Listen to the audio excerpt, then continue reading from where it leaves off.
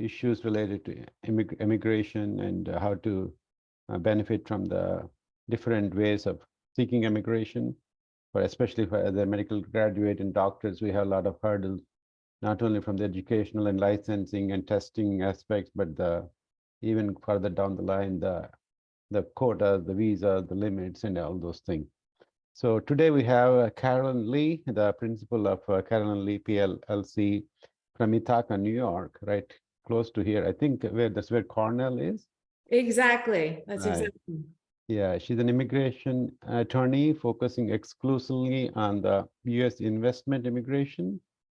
She's the founder and principal of Carolyn Lee PLLC, based in Ithaca, and serves as the Legislative Council to Invest in the USA, IUSA, as well as the co-chair of IUSA Public Policy Committee.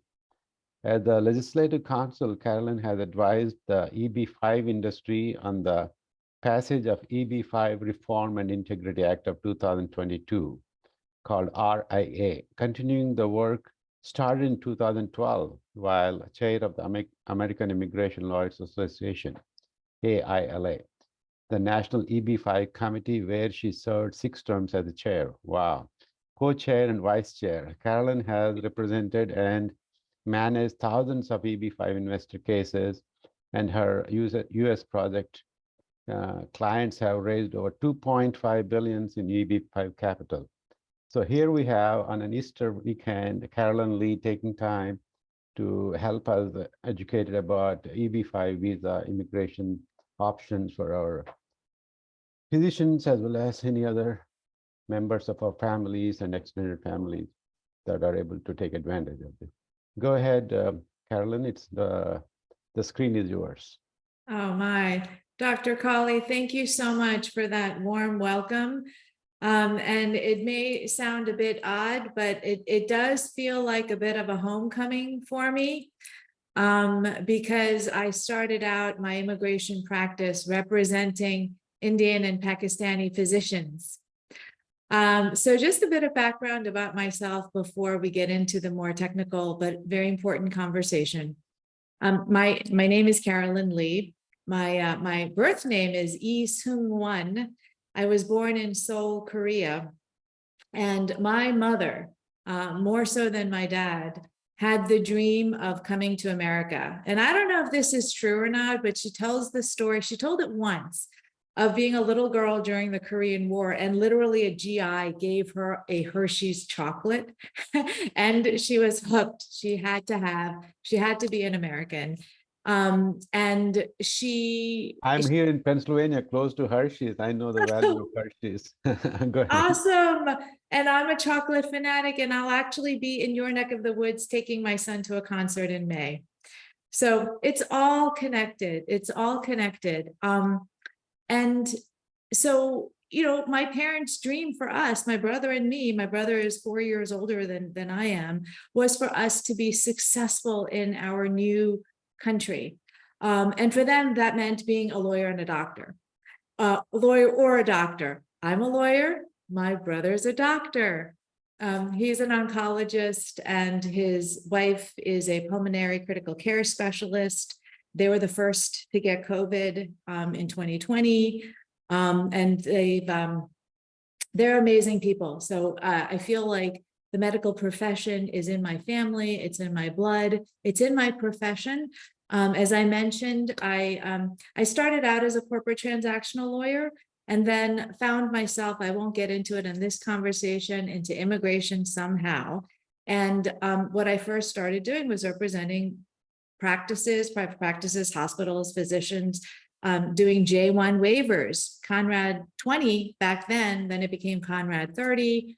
So J1 waivers and H1Bs and labor certifications and I-140s and NIWs and all of that. And then I found myself doing EB-5 because kind of like it feels evocative of the environment right now.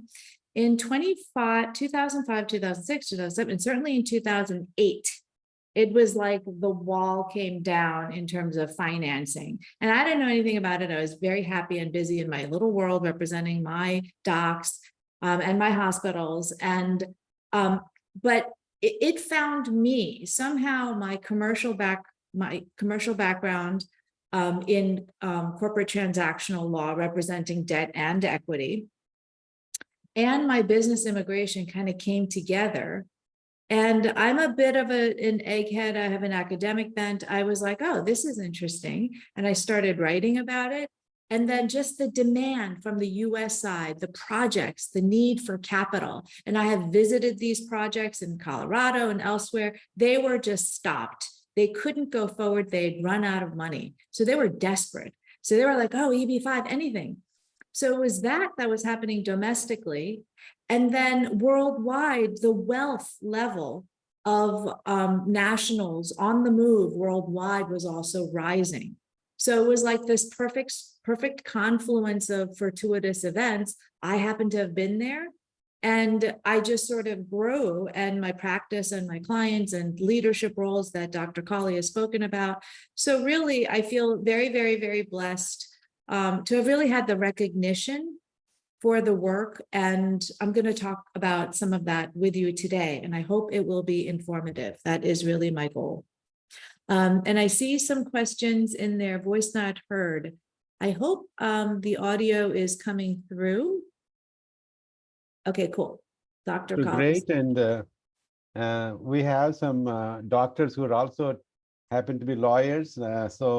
And in your family, you have doctors and lawyers, and some of our doctors, if you can't find them, join them attitude, they become lawyers as well. Well, Dr. Colley, I was feeling so self-satisfied until you told me that there were doctors and lawyers.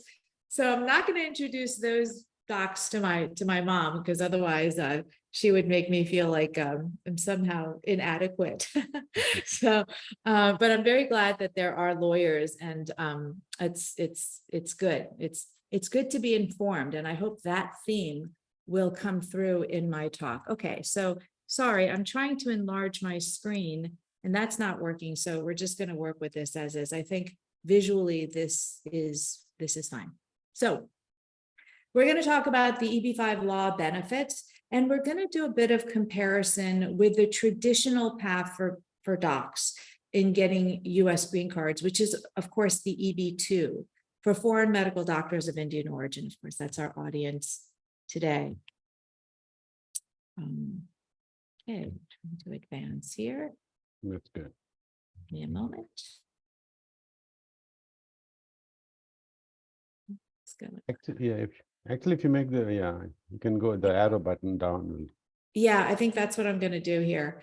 So disclaimer, I'm a lawyer, so I've got to tell you that this is not advice, and it's not creating any attorney-client relationship, although of course I hope it will.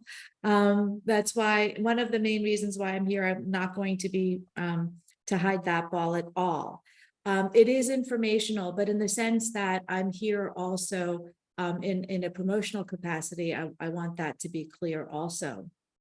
Timeframes that I'm going to be talking about, of course, everybody knows is subject to wild variation and variables. So they're very, very rough estimates.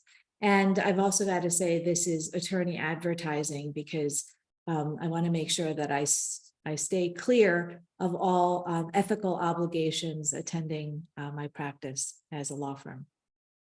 Okay, so the topics that I'm going to hope to cover with you are a little bit more about Carolyn Lee PLLC. I don't think we'll go too much more into that, because I think between Dr. Colley's introduction and my remarks, hopefully you'll have a sense of who I am. And I think that's really more the goal, because the relationship between attorney and client, if done right in this space, is going to be a long-term one. I'm talking to clients, I've represented their sons and now themselves, and it's been a decade-long relationship at least. So I'll talk about the new law, the EB-5 Reform and Integrity Act of 2022, because that's the law, that's the frame in which we are all operating now.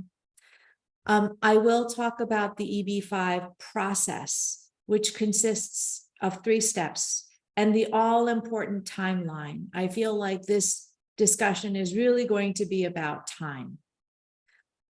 So the steps broken down: step 1, And then I'll talk about grandfathering, and that is one of the benefits under the new law. So we're gonna talk about grandfathering, what that means. Step 2 and concurrent adjustment of status filing. That's the second benefit that I want to focus on today under the RIA, under the new EB-5 law, and that comes in at step 2. And step 3, that's the removal of conditions. It's the last step of the EB-5 journey, and we're going to touch on that as well. And then lastly, as I promised, comparison with EB-2, which of course is 2 steps, and the timeline there, and we're going to do some comparison. All right, so about me, I've done lots of, good stuff in this space. Very privileged, as I've said. Okay, so EB-5 Reform and Integrity Act of 2022, affectionately called RIA by me, or the RIA. Background. For me, this is the story within the story, having been in it from the get-go. So EB-5, we're talking about the regional center program, by the way, because EB-5 has 2 facets. There's the permanent part that's about direct investment and direct job creation. And then there's the regional center program, which is still temporary. And I'm not going to talk about the direct at all, because for most of you, that is just off the table, because you are not going to leave your incredibly successful and busy, demanding practices to run a business. Although you might, if you're considering running your own practice that might create 10 full-time jobs, we can have a side conversation about that. But I'm going to be focusing on the regional center-based investment, because based on my experience, that is where most docs are. So EB-5 Regional Center Program, as I mentioned, it's temporary. It's got to be renewed from time to time since it was first enacted in 1992. Well, in 2015, things started getting dicey because Senators Grassley and Leahy decided they've had it with the program as it currently was. They've had many complaints. And one of the key complaints was they didn't like the urban folks' overusage of the program, the metropolitan centers getting all the EB-5 capital, based on what they thought was gerrymandering of targeted employment area lines, or TEAs. So under the law, if an investor is investing in a TEA, which is supposed to be an area where we want to drive capital into because they're more in need of it than in other areas, there's the significant advantage of being able to invest at a lower amount than at the base amount, which then was $1 million versus $500,000. And all this money was going to Manhattan and Dallas and Miami and LA. And Senators Grassley and Leahy were upset about it. And they were also upset about what they saw as abuses to the program, the fraud. Now, one word about the fraud: never acceptable, especially when you're playing with people's dreams and hopes and their families. No. I will say, though, just to put things in context, the Securities and Exchange Commission, the SEC chief, testified before Congress that there is no more fraud in EB-5 capital market than there is in other capital markets. Now, there, as I said, it's never acceptable, but it's no more so in EB-5 than in other areas, but it hurts more. It feels worse because it's about other things. It's about immigration. It's about families. So that's that. So come 2015, they were going to fight for some changes to the program. And the ball dropped with S-1501. S-1501 was a bill that those 2 good senators introduced, and it was going to significantly rejigger the EB-5 Regional Center program with much higher investment amounts, TEA changes, and it would shift the focus on TEAs from urban to rural, which were states where they're from. Well, this didn't happen. S-1501 didn't pass. There were a series of bills that were proposed in the EB-5 space, all of them that I've seen for the most part. And none of them passed in the past 7 years, which led to short-term extensions, quite a bit of chaos, and also program distress, as you can imagine. One of the ways in which the program became very greatly distressed was the creation of visa backlogs, much, much earlier than we would have otherwise. Because when the market that was growing in wealth worldwide saw that, oh my gosh, the investment threshold is going to go up double, possibly more, they got off the sidelines, marshaled their wealth, and made the EB-5 investment and filed their cases. So it went from like a steady organic growth, if you were graphing it, to a spike upward. And as you all may know, our US immigration system is a quota system. It's limited. And so when you have an abnormal usage spike like that, that means that the quota is going to catch up with that. And that is the situation we have had. We have had visa backlogs. What other program distress? Well, the program lapsed. It actually ended for 7 months because the short-term gaps were extended, and then they stopped. And it was quite by design. And I won't get into again here, but we had a lapse from 2021 to early 2022, no program whatsoever. And so that leads to another point of distress in the program that resulted as a result of that. Investors. What about the tens of thousands of investors and their family members who invested under the Regional Center program? And now the program is gone. What about that? And the service said, well, we're not going to process those cases anymore because the program is gone. And well, you can imagine the reaction. It was horrible. And so that was a major point of program distress in all of this drama. Another point of program distress, I gotta say, with all of this stuff that had been churning for the 7 years from 2015, everyone was looking for an upside. Okay, so we know things are gonna change, but is there something good? Is there something beneficial for investors, for the ecosystem that is going to come out of it? And I will say, I felt like we really, really needed this after all we had been through. So this was the situation. This was I was kind of putting together graphics, and this just sort of happened. And I was like, that's exactly what it felt like. Imagine S1501, then S2415 fell, and then dozens of other bills. And then this is how we all kind of felt in the middle of it. Just what is the way out of this? Well, the answer was EB-5 RIA. It passed in March of 2022.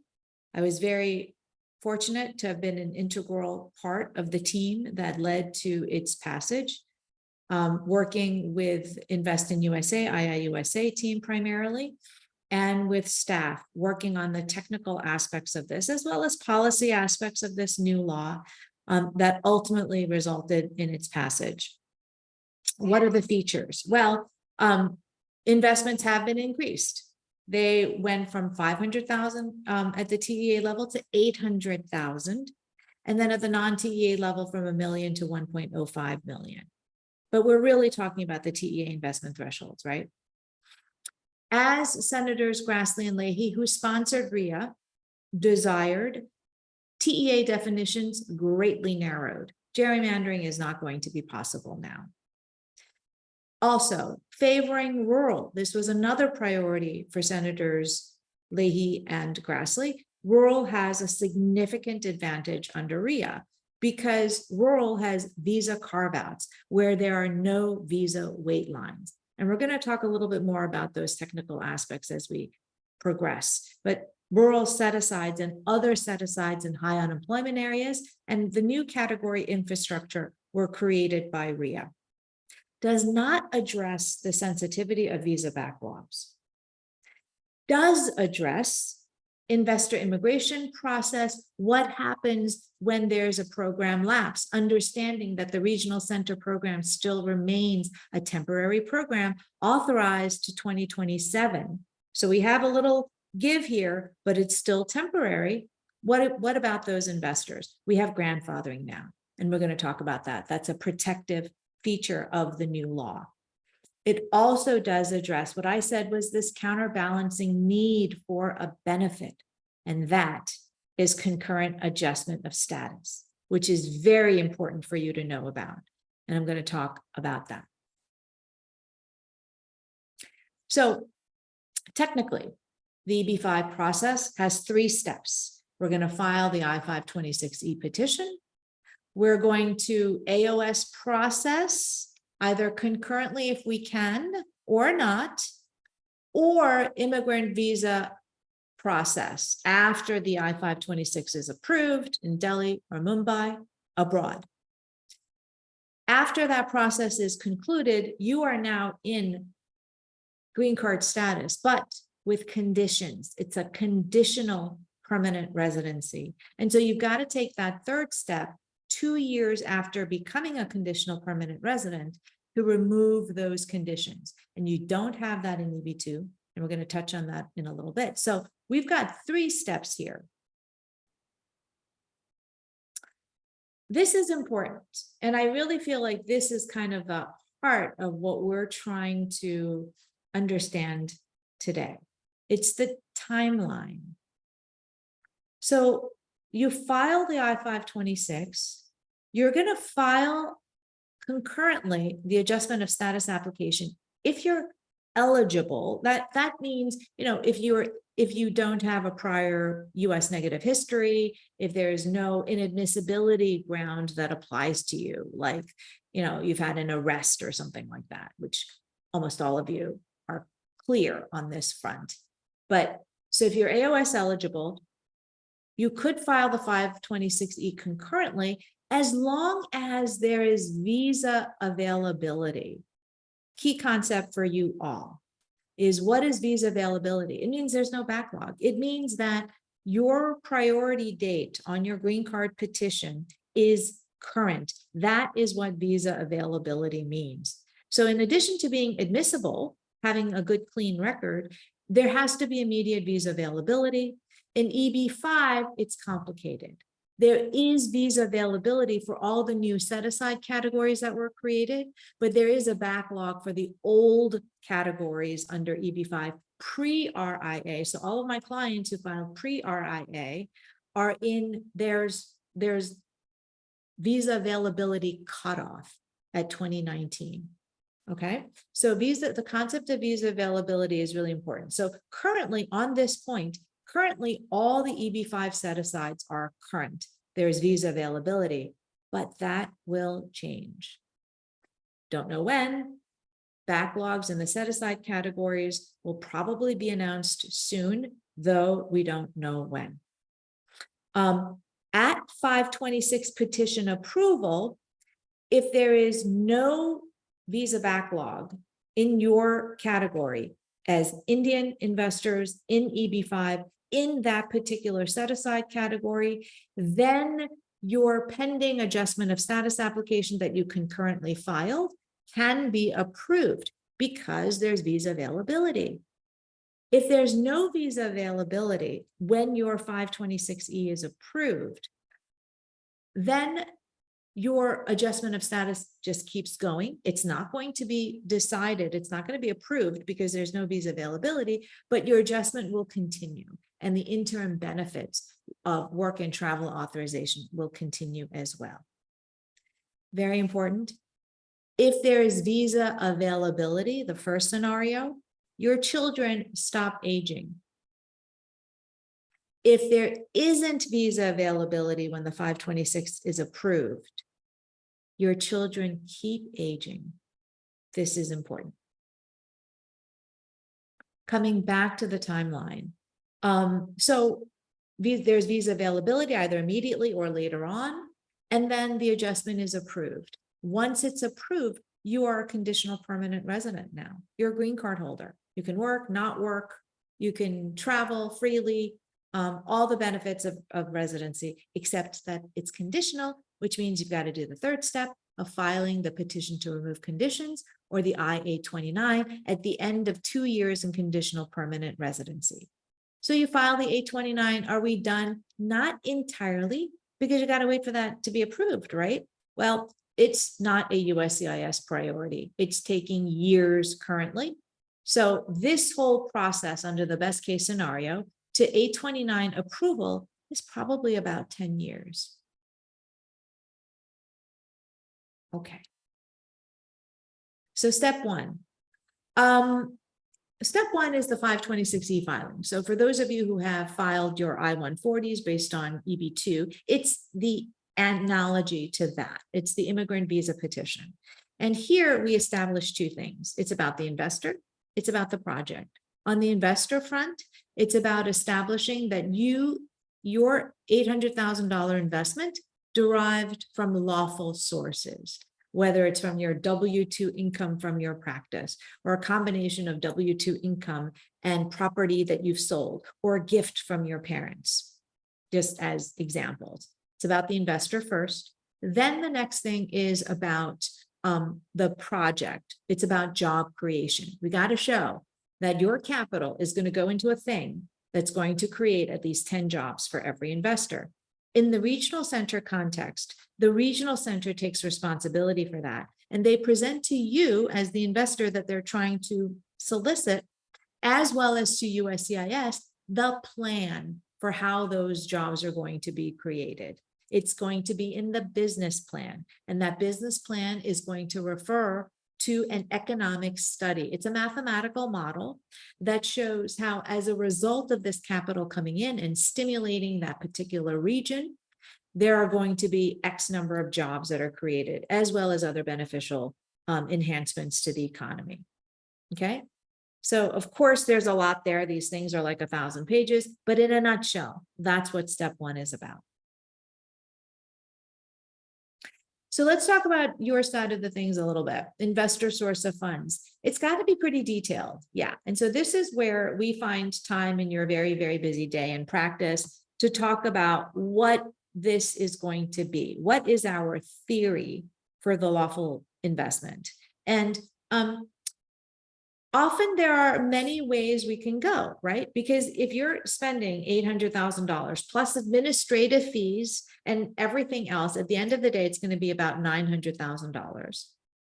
Then typically you're going to have options and means. So the initial conversations are going to be about, well, okay, so here's the universe of possibilities. What's the best theory for presentation documentation? And I must say, simplicity is best. You don't always achieve it. I mean, sometimes you just got to do, these acrobatic maneuvers, going back in time, braiding together 5 different sources from 4 different people. This is not uncommon, but that's a part of the initial conversation. Some of the common forms, employment, of course, right? So in that instance, we're going to verify the earned income.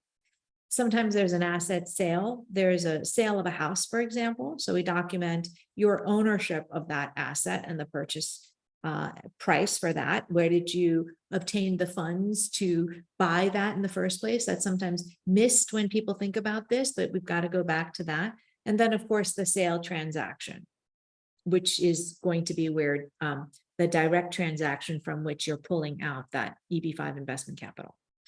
It could be a loan. You could mortgage that house rather than selling it, or you could take out some other loan, maybe a line of credit on your practice, and other supporting evidence that's related to the backdrop of this narrative. Tax returns. Tax returns are required if they're available up to 7 years.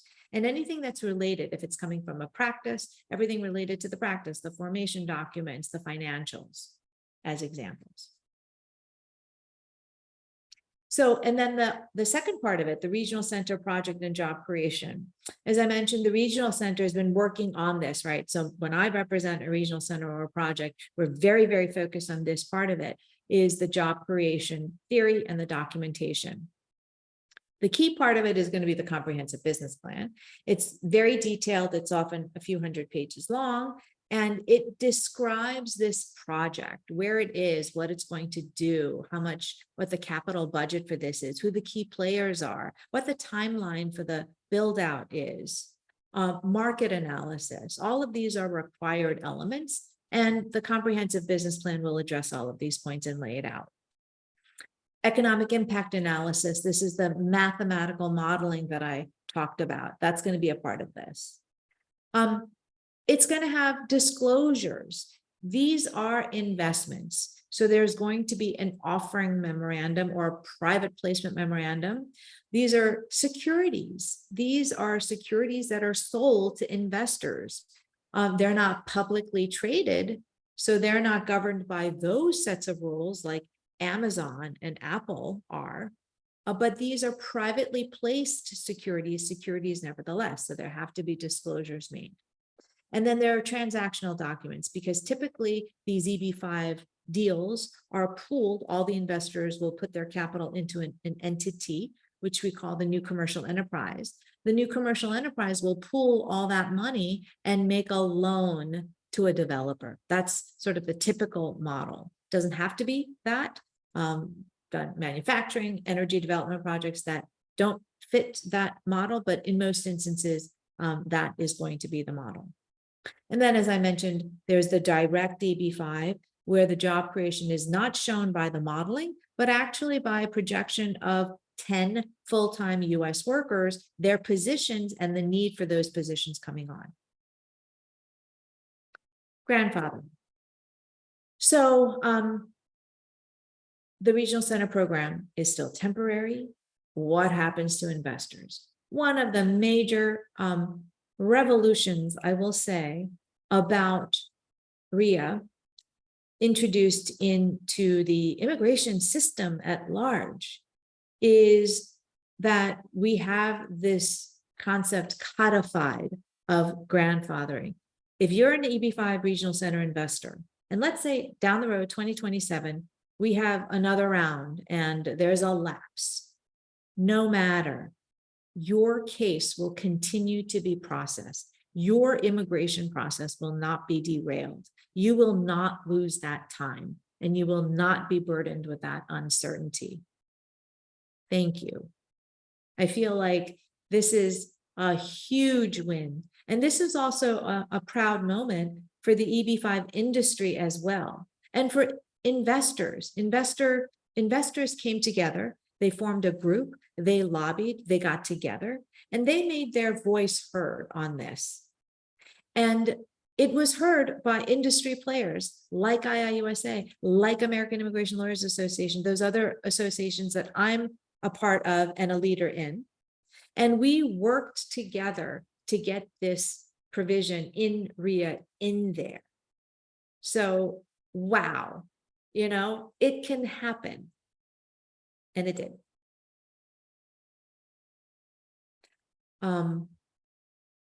Oops, there we go. Step 2, concurrent adjustment. So your 526 is filed, or it's preparing to be filed. And pre-RIA, we had to wait until it was approved before we can go on to step 2. Well, today with RIA, we can do concurrent adjustment of status, or the traditional path, which is immigrant visa processing. Concurrent adjustment of status. Okay, so I think I've covered the points, the key points when we looked at the timeline together. You've got to be eligible. There's got to be visa availability. And we're going to come back to that concept as well, because it's so important. The interim benefits. The interim benefits, once you file the adjustment of status application, we're also going to be filing for the interim benefits of employment authorization and advanced parole. Why is this important?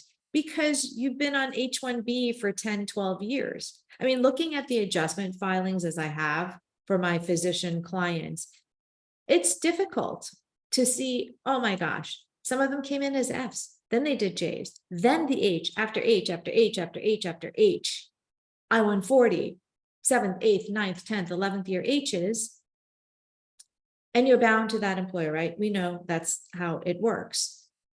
With the employment authorization document, you have much more flexibility. You're not bound to that H-1B employer or the employment. My COVID doctors wanted their EAD flexibility so they can treat patients outside where their H-1B employer was operating. So this EAD affords tremendous flexibility. That's a good thing. Advanced parole, travel permit. That's also good because we know that the consulates are also unpredictable and have been closed during COVID, and we're not issuing visas, and we're subject to presidential proclamations as well. So there's a great deal of unpredictability potentially, and the State Department, we all know, still catching up, not at full capacity in terms of their visa operations. So it's nice to have travel permission that is outside the visa application system. The nice thing about travel permits with H's is that none of this is incompatible with the H or L. If you have an H or L and you're fine with your employment and you leave, you can come back on the H. You can come back on the advanced parole. So for H's and L's, you're in a special category. No inconsistency, no incompatibility. They're all benefits to you. Visa availability, I'm not going to beat that one. That's got to be there. And AOS eligibility, we touched on that as well. The traditional route for our audience members who are outside the United States, you can't adjust status unless you are in the United States and are eligible to adjust. So for you, you are waiting until the 526E is approved. So that means waiting about 3+ years. Many of you are doing this, but it means that you've got to wait until it's approved before your part 2, your second step starts. And when it does, it starts with NVC, National Visa Center. We start the DS-260 application process, and that in normal times will take about a year, at the end of which is an interview with you and your family members. At the end of a successful interview, you'll get a visa stamp, green card stamp in your passport. It'll be valid for a little under 6 months. Typically, you come into the United States and you're a conditional permanent resident. Adjustment of status applicants, once that adjustment is approved, same thing, conditional permanent residency. In a nutshell, I'm moving fast. Step 3, this is the part that's unique to EB-5. You're a green card holder, but it's with conditions.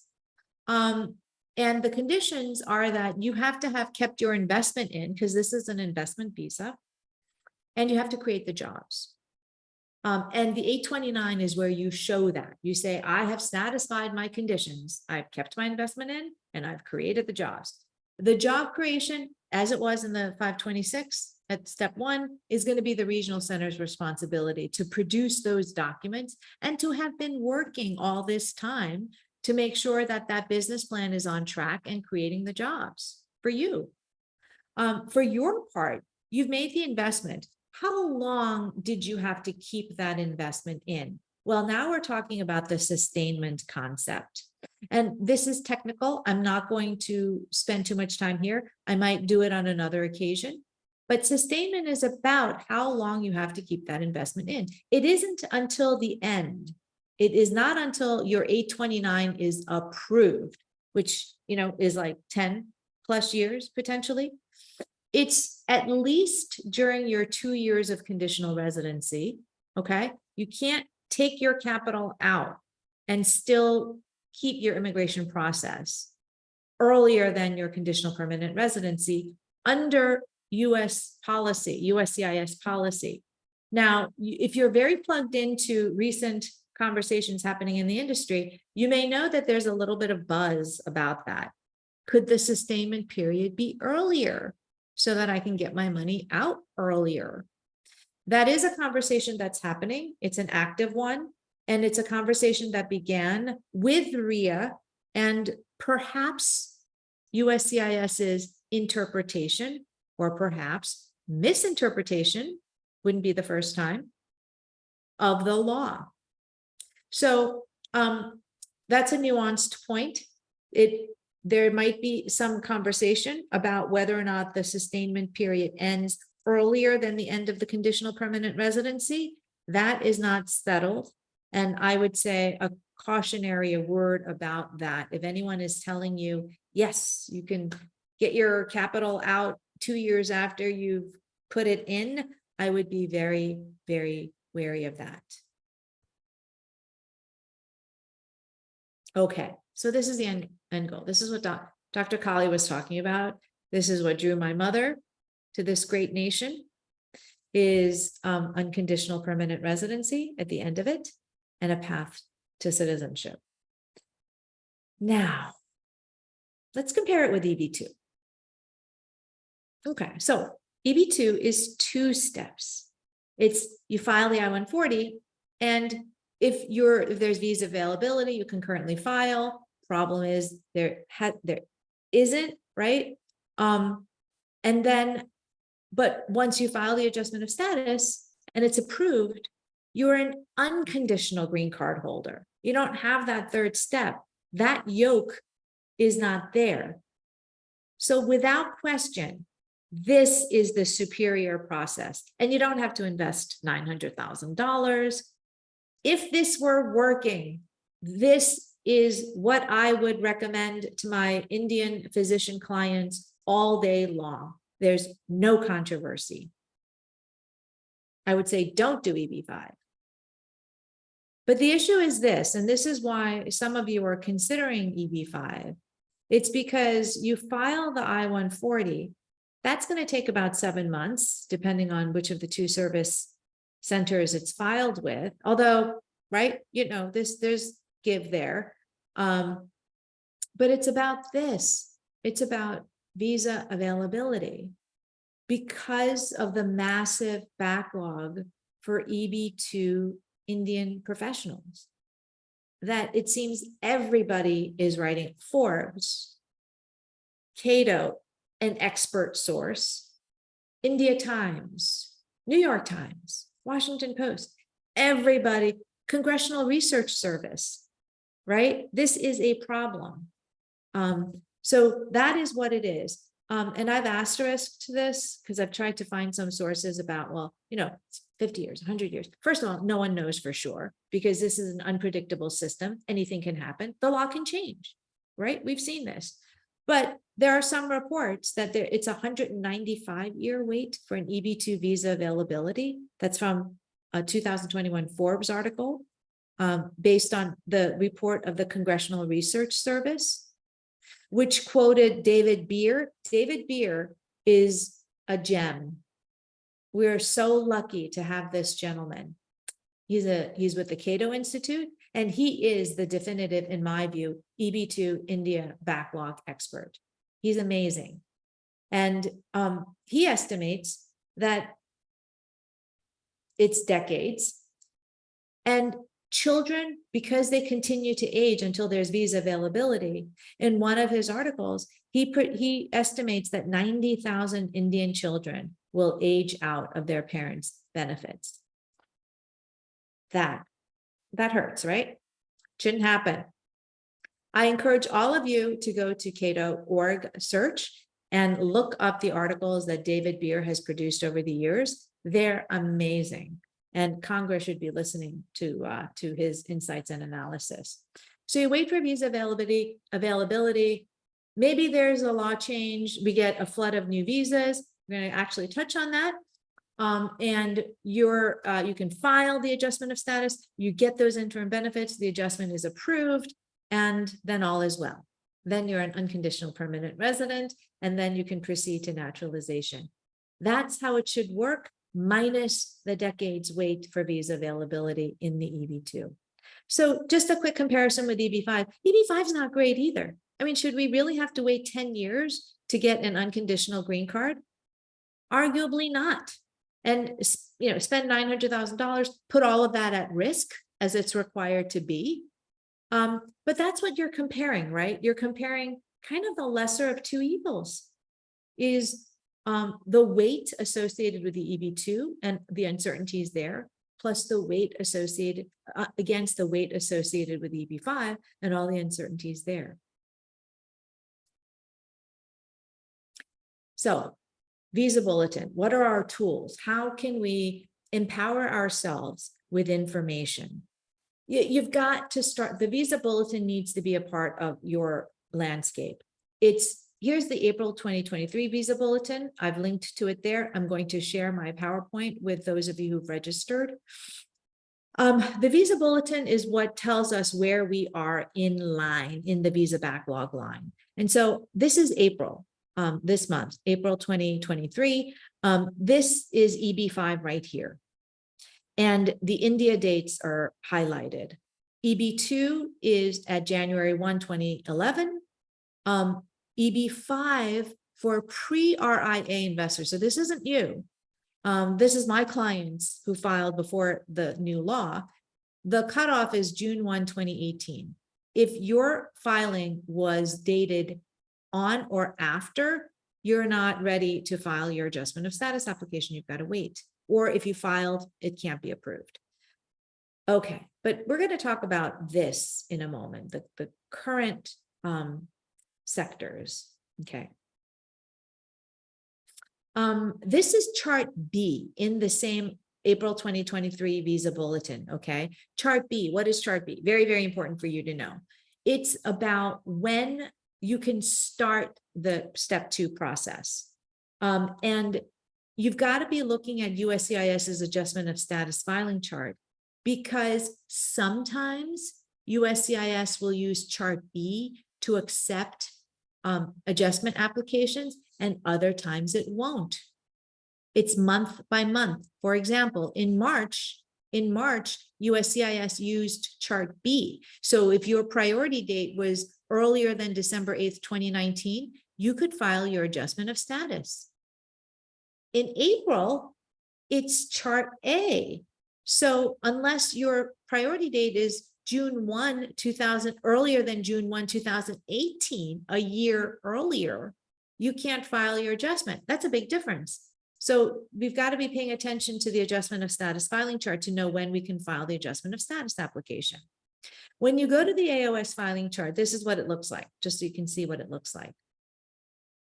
And then you've got to drill to this section, which says current month, April, we're using dates for 5. So this was March. Okay, not actually April, because they're behind. March, USCIS was using dates for filing, or chart B. This month, April, using final action dates, or chart A. All right, so let's look at EB-5 visa movement based on the visa bulletin for Indians, for Indian investors. So I've been tracking this for a few years, and I've cut and pasted an excerpt.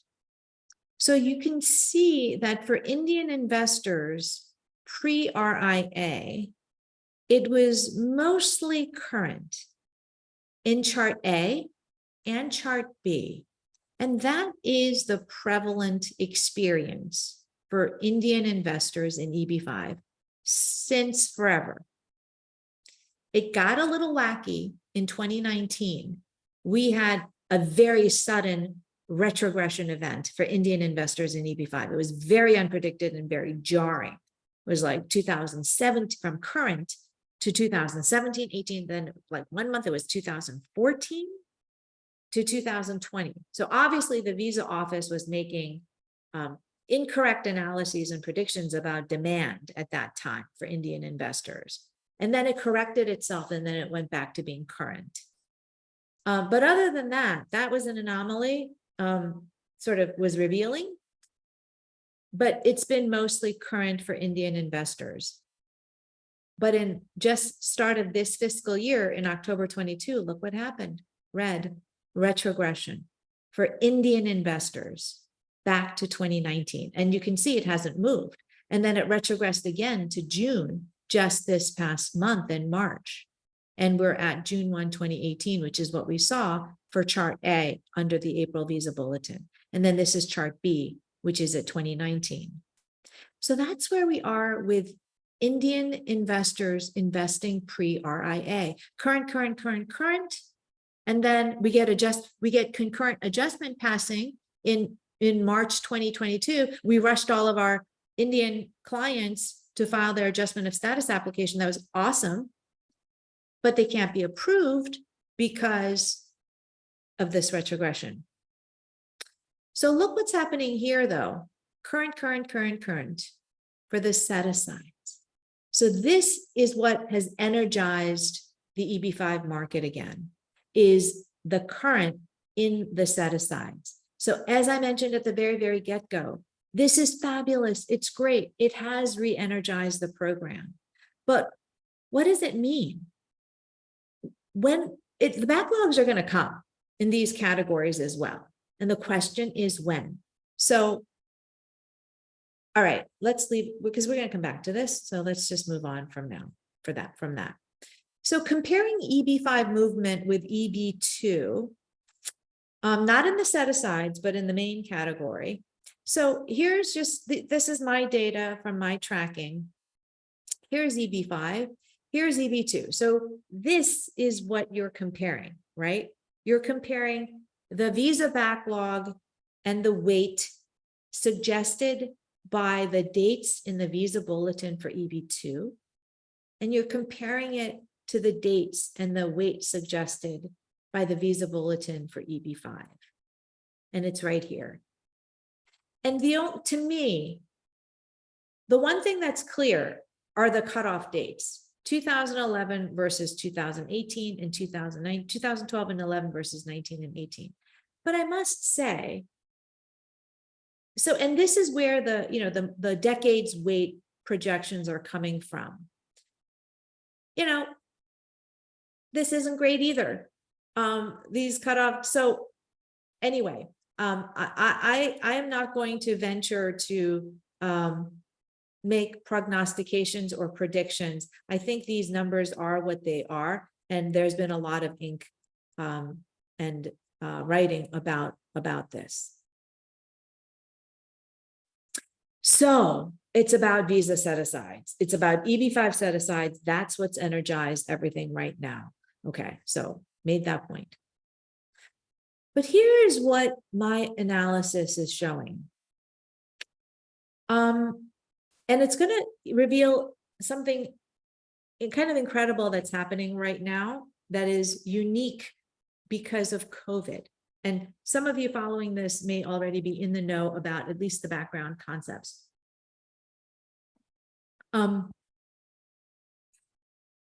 Because of COVID and the consular closures, the family-based visas couldn't be issued at capacity in 2020, in 2021 even. Under the Immigration Nationality Act, unused family-based visas fall across to our side, to employment-based side. So in fiscal 2022, last year, the employment-based annual limit, our quota, which is normally 140,000, was 281,507. EB-5 is 7.1% of the annual limit. So that meant beyond the normal 9,940, we got 19,986. And then going to the rural set-asides, by proportion set aside in RIA, this was the number that went to the set-asides last year. But last year, none of these were able to be used because of the way State Department is interpreting RIA. You've got to be able to use the visa availability, meaning the 526E has to be approved. And USCIS is taking years to approve them. So under RIA, unused set-aside numbers roll one time to the next fiscal year. So look at this. We're in fiscal 2023 right now. The EB limit, because of unused numbers from last year, is again above the 140,000. We're at 197,000.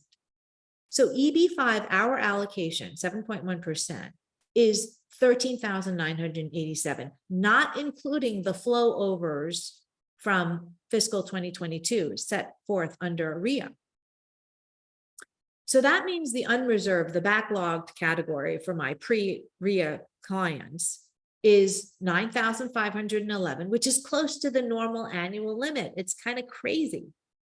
And then the set-asides, let's assume that none of the set-asides were used last year. If we add them to the set-asides for this year, these are the numbers. We have almost 5,000 in the rural set-aside. We have over 2,000 in high unemployment set-aside. and 2,000 in infrastructure. 500 in infrastructure.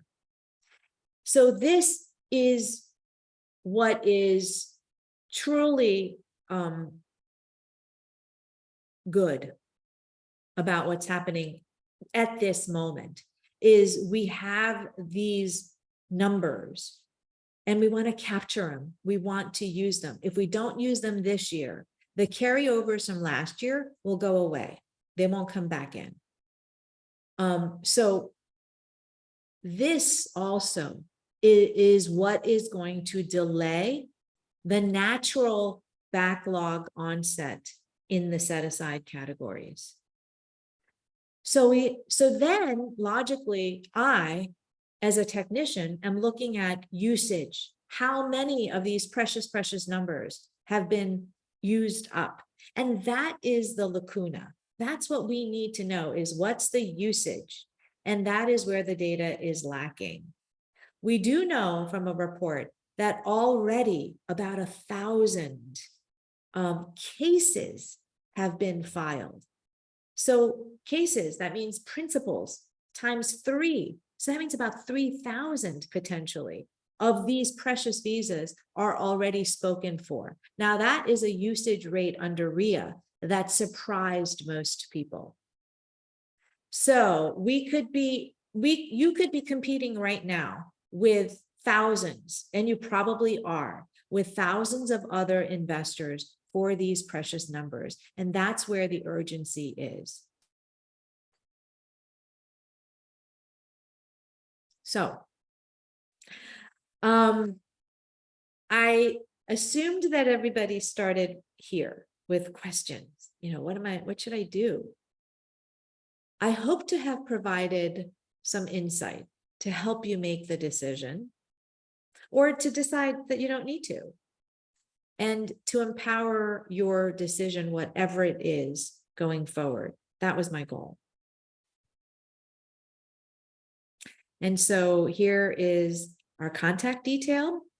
We're in Ithaca in our beautiful office on Geneva Street, which is where I am today. And I think I should stop and take some questions. Okie doke. So I've got some questions here. One is, what is its relevance for a resident applying for a permanent visa so that when he or she finishes training to be employed as self or institutional? Great question. Awesome, awesome, awesome. Okay. So it depends, doctor, on how you got your training. So we know you're a doctor in India, but you've got to do your residency here, and you've got to get your USMLE 123 for your H-1B.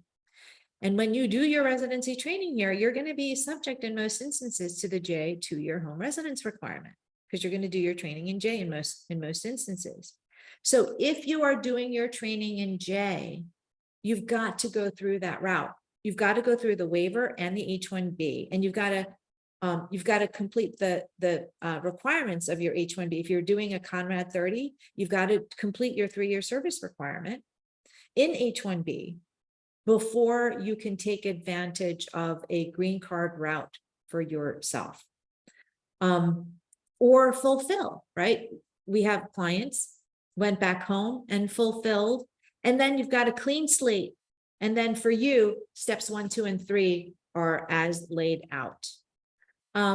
For doctors who are doing their residencies in J1 or who have completed their residencies, it is the EAD that so let's say you apply for, you're on an H-1B, you're completing your service, but you decide you're going to do the EB-5 alongside it. Very well. And you're current, you're in a set aside, so you're current. So we're going to do the concurrent adjustment of status for you. You are going to get the interim benefits, you're going to get your EAD, and you're going to get your advanced parole. However, you are limited in what you can do with that EAD because you're still obligated to fulfill your 3-year service obligations in the case of a Conrad 30 physician. If you're in J, well, I mean, you've got to complete your training, you've got to complete your residency. in any event to get H-1B physician your license. So it's parallel. It's really about the green card after all of that. Because your normal path as that in that track would be your J, you complete your residency, USMLE, you get your license, you get your H, and then your employer will sponsor you while you're in H or earlier for a green card and starting the labor certification process. And then so then you're in that EB-2 track with the I-140 and the waiting for visa availability. So the EB-5 would be kind of running parallel to that. So it's when you're ready, when you're done with your service obligations, is when the benefits of the EB-5 would come online. And if there are more questions, we can kind of try to unpack that a little more. Can Biden by executive order declare that all J-1 visa waiver completed physicians are eligible for O visa because of their exceptional abilities? Question, can it be done by executive order or needs Congress? Well, I mean, 212E, the 2-year home residence requirement, is by statute.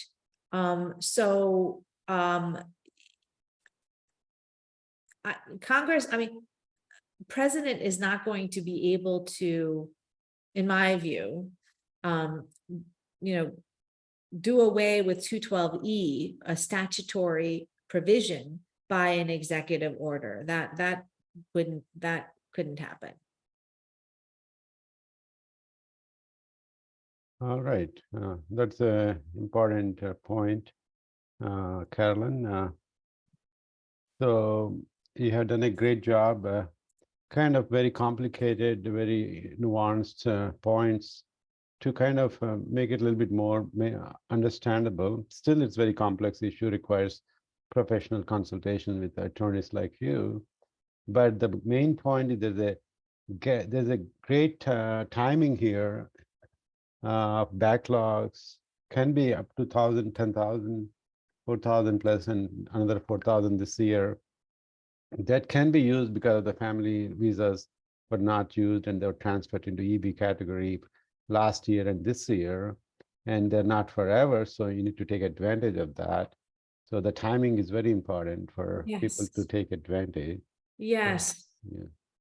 Yes, the timing is important. And I don't want to oversell, because that's important. The advantage is the concurrent, because what's going to happen is there is going to be a backlog, right, in the set aside categories, but you'll have the benefits of having captured that moment when you can file the adjustment of status concurrently.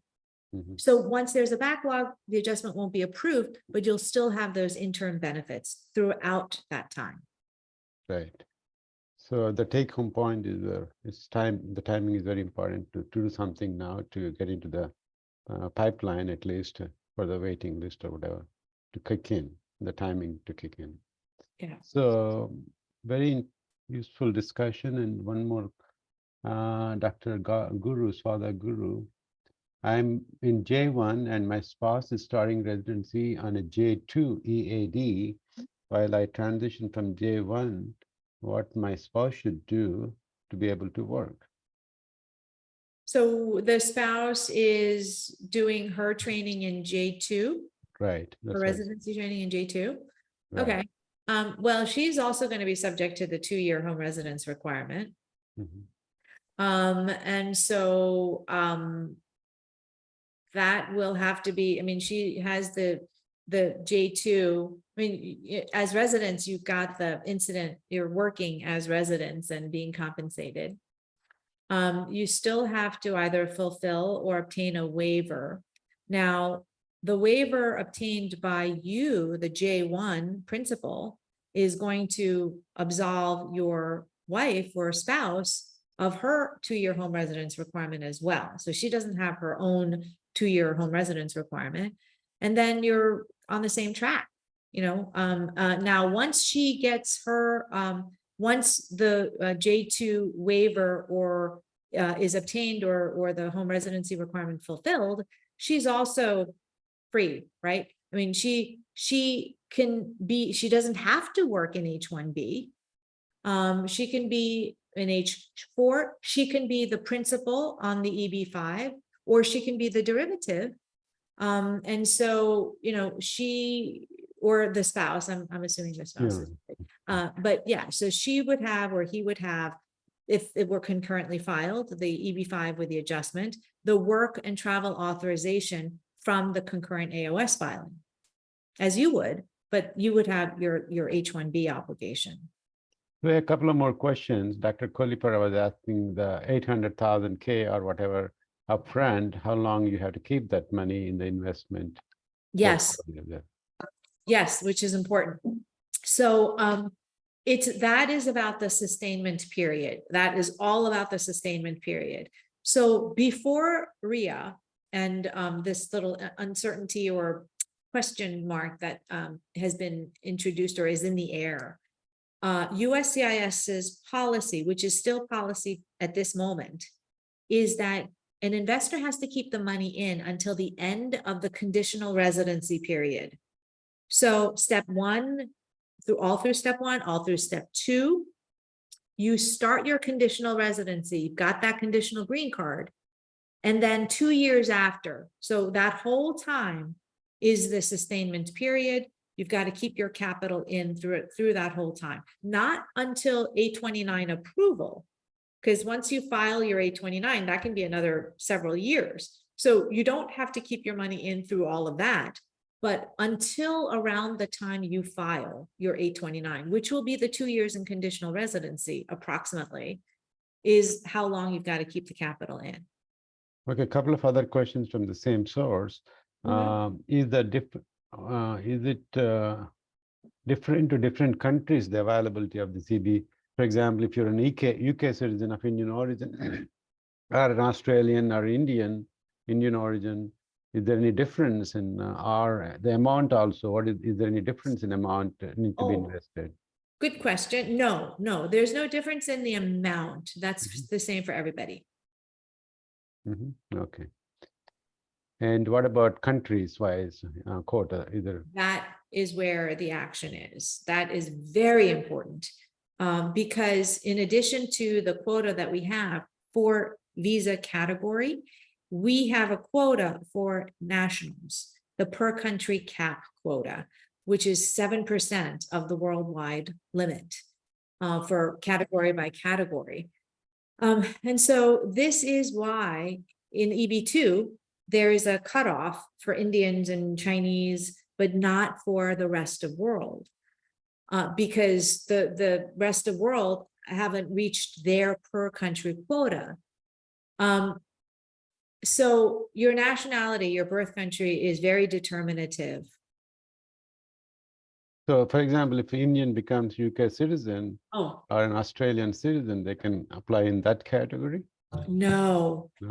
Yeah, the concept is chargeability.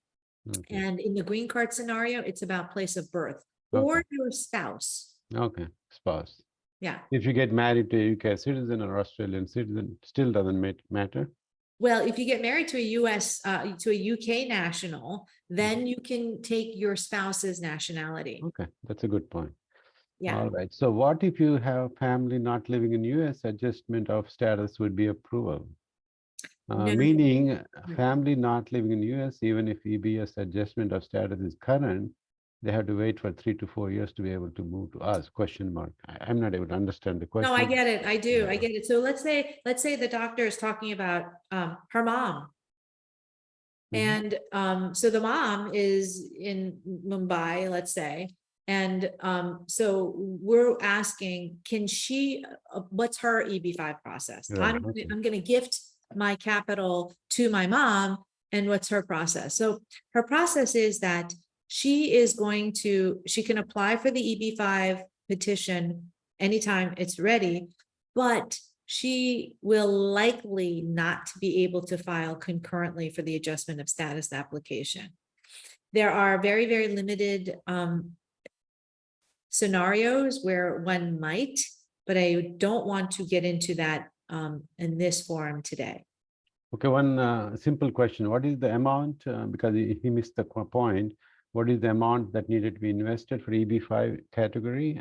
Is it 800 or 900 or 1.2? Yes, 1.5? great question, because that's a little confusing. Mhm. The statutory amount is 800,000 for the investment. However, the new law also requires that we source the extra that you pay in administrative fees and costs. So a regional center is always, almost always, going to charge an administrative fee anywhere from 20 to 70,000 or above.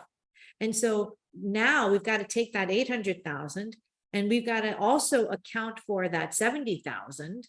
And in our office, we also add an additional 25,000 just in case to cover other costs that may be beyond the administrative costs, because there's a little ambiguity in the statute.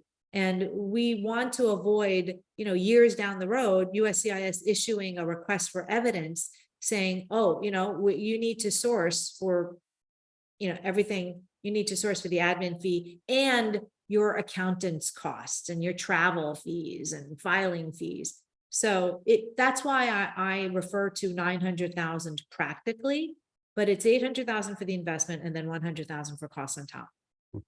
Okay, one last question. After finishing the waiver, can Biden declare the waiver completed and the physician be eligible for O visa instead of EB-2? I think you answered, but we want to answer again. So now he's asking, well, what if I have fulfilled my Right. my 212E, my home residency requirement by waiver or fulfillment? Mhm. Then it's about, right? It's about the basis of your waiver. If you have gotten your waiver based on a shortage area waiver, a Conrad waiver, that is also by statute. Your 3-year service is by statute. So a president couldn't waive that away. But if your waiver was based on other grounds, say hardship, then you do not have a service obligation. Then it's about just your work authorization.